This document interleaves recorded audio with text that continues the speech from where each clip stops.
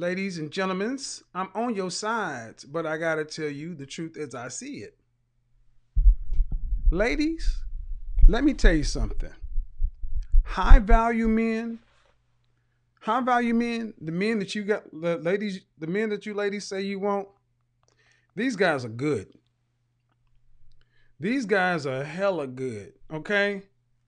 I mean, a lot of the men I know, their businesses are up during the time of the CV, you know. Um, and I'm gonna tell you, I was out and about today in Atlanta, and I am hearing some god awful stories because the largest employers of women in general, black women in particular, federal government and retail. And retail, man, Neiman Marcus bankruptcy, Macy's shutting down places, Suit Supply talking about going completely um virtual. It's hard out there. And what I said in the stream earlier today is it's time for a come to Jesus talk. Most single career women need three things in order to land a high value man. But let's get into it. For people who don't know my channel, I talk about men need to be CIA, confident, intelligent, assertive. Women should be FBI, feminine, beautiful, inspirational, okay? When you hear me throwing around a term called Henry, Henry is an acronym that stands for high earner, not rich yet. That means these guys are out there getting after it, getting it done, but they're not quite where they need to be. They're in the building phases. So all my boys, all my guys, they're out, working, grinding, as it were, from the ages of 18 to 30. They don't even look up really until they hit about 30 years old. And then when they do look up, they are looking up for women who are going to be okay with being on their program. And that's what I need you ladies to understand, that the kind of men you guys say you want, they are out there. They are available. But when a man spends that much time working and building, he's looking for a teammate, somebody who can execute the plays that he's running. He's not looking for a partner, as it were. He's not looking for you to come in and put your hands all over the creations after he's got it done. So let's get into it. Let's get into it.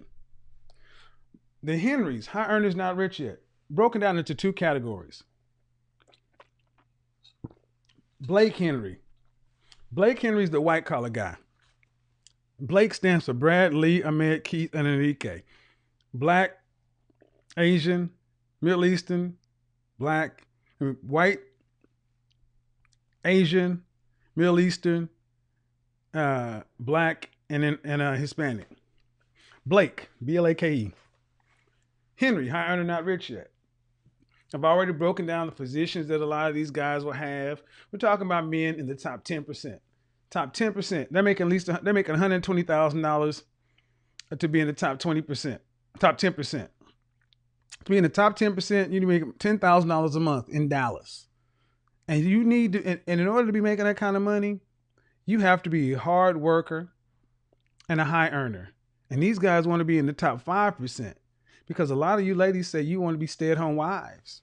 And you know you want to be a stay-at-home suburban wife. You ain't trying to be living in a trailer park nowhere. That takes $300,000, $350,000 or more. Blake Henry's white collar. Blue Henry's the blue collar Henry. I had a whole program about blue collar men. Go check it out. That's the background.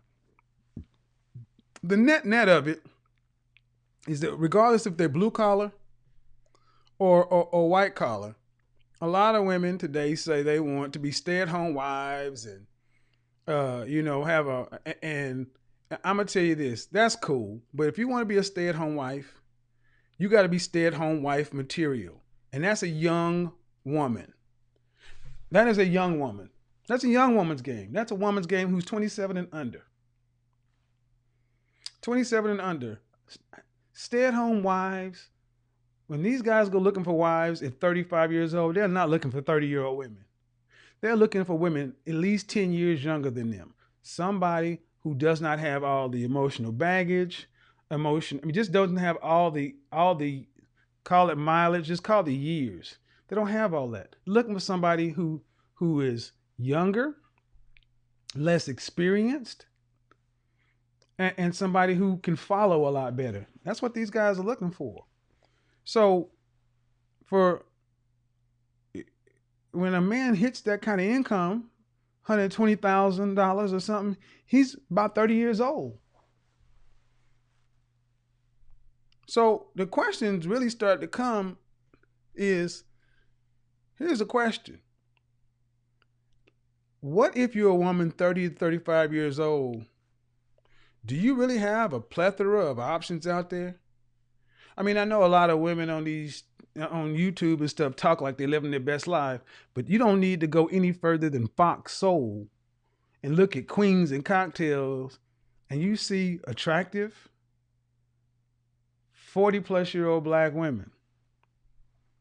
Vivica, no husband. Lisa Ray, divorced. One, I think, has maybe a husband, the other has a boyfriend. Coincidentally, I want to say Claudia, I thought it was kind of interesting. Her boyfriend popped up on camera accidentally. This little young dude was fixing her ring light, and Vivica then was like, ooh. I'm like, this little young bird-chested little dude. And I said in the chat room, I said, I just wonder if 4 Generation X celebrity men were sitting around talking about relationships and a young Tinder popped up on the live stream, what will women say? I'm like, you got this little boy over here. That's your language, not ours. But anywho, I digress. If you're 30 or 35 plus, do you have any real world options? And with the work world changing after this whole thing that's gone on, are you really prepared for what's next? Because what's next is now.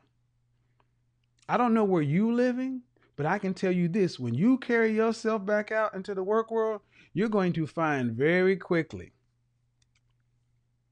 that the work world has changed forever. A lot of people are going to be finding out, a lot of women are going to find out they don't have jobs anymore. It's not as though, you're going to have a lot of options. A lot of people are going to find this out. So if that's the case, men have always been put into the world to where we knew we had to work and build or we die penniless and destitute. Most women don't have to deal with this. Most women have been raised to think somebody's going to take care of them. If not a man, the state. The state can't afford it. So some questions. Are you truly in charge of your own dating life if you're 30, 35 plus? No, you're not in charge of it like you used to be when you was, 23. The older you get, the less you are, and less in charge you really are. How does being single hurt men over 35 to the end of their life? And in comparison, how does being single hurt women over 35 to the end of their life? Two very different things. So I got to ask you ladies, is it better for you to go ahead and settle? Try to come up with some kind of arrangement or go it alone? Let me rephrase that. Can you even get to a mental mind state where you are right now in order to be capable of settling if a man wanted to offer you something? Or have you invested so much of relational energy into pets, careers, and other things that you don't have the social or the soft skills to even deal with Blue or Blake or whoever? Do you really have options? And I think over the last couple of weeks, you guys have seen me kind of talk to women and find out that, a lot of women just talk. They really don't have that meat on the bone. But don't worry about it. Don't worry about it. We're going to get on to it.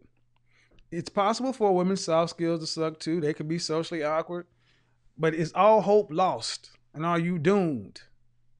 363 people watching, and we got a sad 110 people hitting the like button. Now, you know damn well that ain't what we do. So hit the like button. We're going to need 10 folks to go ahead and drop something in the bucket because, ladies, this one is for you.